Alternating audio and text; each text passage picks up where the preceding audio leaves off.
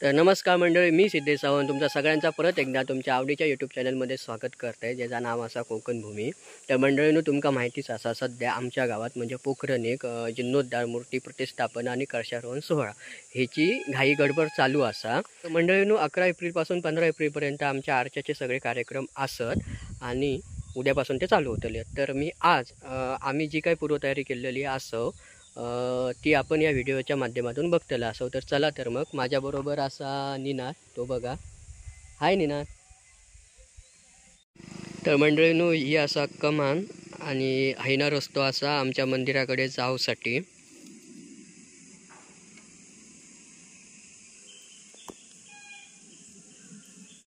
तर मंडळीनो, आता मी तुमका पहिल्यांदा दाखवतोय, जर तुम्ही कणकवली साईडना येलास किंवा कसाल साईडना येलास तर कशा प्रकारे आमच्या मंदिरापर्यंत यायचा तर मी तुमका दाखवतोय. तर मंडळीनो, जर तुम्ही ना कसाल साईडना येलास तर असा कसालातना येऊचो रस्तो आणि ह्या असा नाता सावंत यांचा दुकान आणि ह्या असा पोखरणचा पिकअप सेट.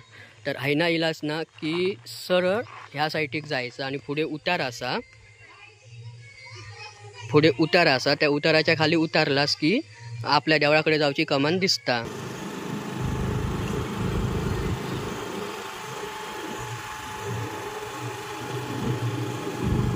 तर ह्यो बघा, ह्यो उतार असा आणि ह्या उताराच्या पुढे जो उजव्या साईडीक रस्तो गेलो असा ना, त्या रस्त्यावरना तुम्ही आतमध्ये परताचा असा.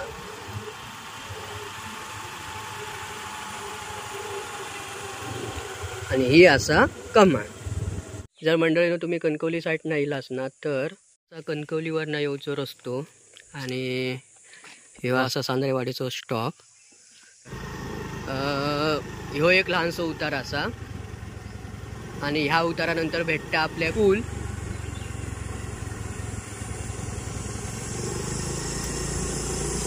आणि या पुलाच्या पुढे येलास ना की बरोबर आपल्या डाव्या हातीक हे बघा कमान असा.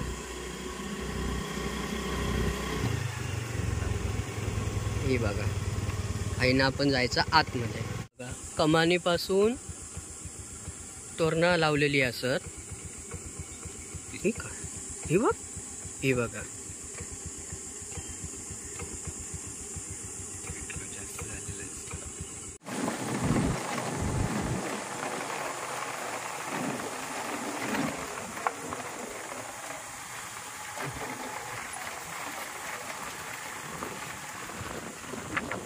ही तोरणा असत ना ती आपल्या या पोखरण शाळेपर्यंत लावलेली आहेत आणि मधलो भाग असा तो रिकामी ठेवलेलो हा. आणि नंतर आपली जी मशानभूमी असा त्या मशानभूमी करना मंदिरापर्यंत तोरणा पुढे लावलेली आहेत.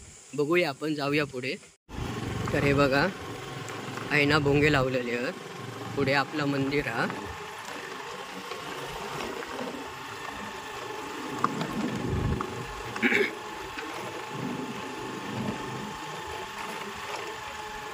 ही आपली मशानभूमी आहे. तुमका मगाशी बोललेलं आहे ना, आपल्या मशानभूमीकडनं परत लायटिंग करूक चालू केलेली असा. तर ही आपली मशानभूमी असा आणि हायना लायटिंग करूक चालू केल्यानी आणि ता आपला मंदिर तुमका दाखवतंय. मंदिराची सजावट कशी केलेली आहे ती ही बघा.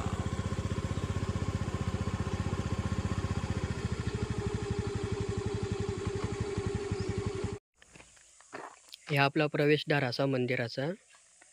पूर्ण मंदिर बघा.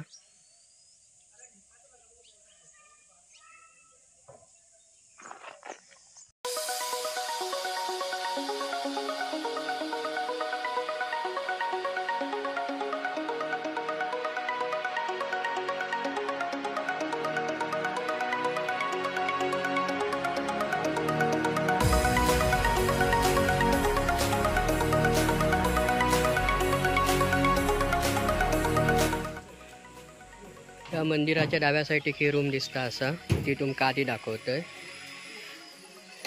मंडळीनो, ही रूम दिसता असा.